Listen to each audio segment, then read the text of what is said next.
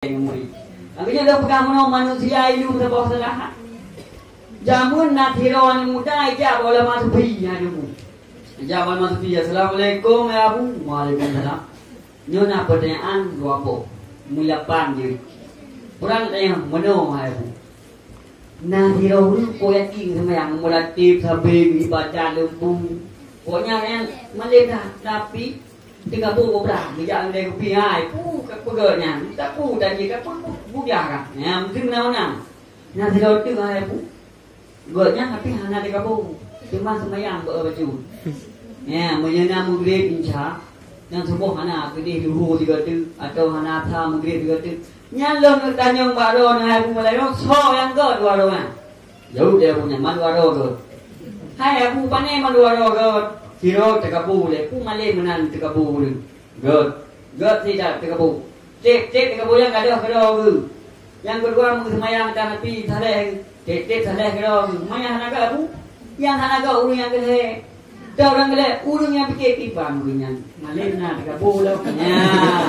Ya, urungnya terkabu.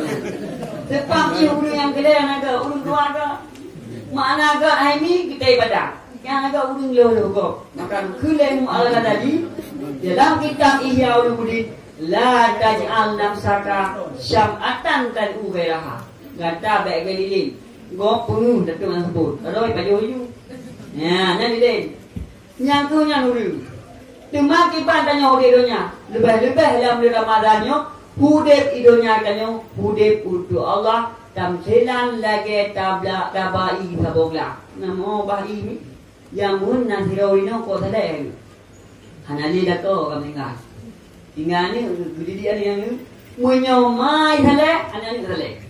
Ya, tanya tadi ni you tadi. Wah, lau lah kau hanali.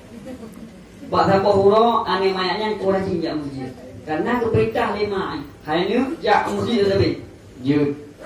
Do masjid hari ni, naulu mupat di takoji. Naurun pegang enjim enjingnya nyaturah dia munyo. Iwalah hanya ikut bama mak mulai singo filong sumpah aku jak le masjid. Pakon le menan dong ana ni mak menan dua kai. Meno hai mak hai. Ide mak kat ada mak en lom fikir masjidnya tempat got. Padahal urung padu. Lo hai lo jak le masak mana? Mengai lo rete demo. Ku le mak aku tu hai ni. Nasyarat atau syarat beta jali masjid tingo tabai tabola daliwe masjidnya lego beroi masjid dek menyoro wajib jalo je dengan mana gede i tabola panero berapa bali puno tingo jali i tabola bai liwe hanarut masjid dek yo ai ma nyo kali lo laku naroi hana tidak tabai putana nak kalian dan putana dengar be pegale ulu-ulu na sampai dalam masjid. 3 hari nak sebut. Halo dengar sapu hai mahai. Panen halo dengar lembai. Punya lo dengar dak i masjid ma tak ada baik dak. Ya, nyan tam nilangan hai ni. Bukun ke mai rumah tu. Hai ni nyan menang gau dia kata dunia. Punya hudib untuk perbaiki diri dia atau hudib untuk Allah Taala hang dia memfikir putai dan kuliko. Nyan tam nilang i dah boga. Menanti tanya idonya nyo. Munyo tanya hude untuk Allah gong pakai sampai kan ada permun. Na urung pakai sampai nyo tajak tanya lagi budak budak ni ho mana lo kalon lo mana lo dengar. Mai sampai ho tanya baru. Ya tanya hude nya.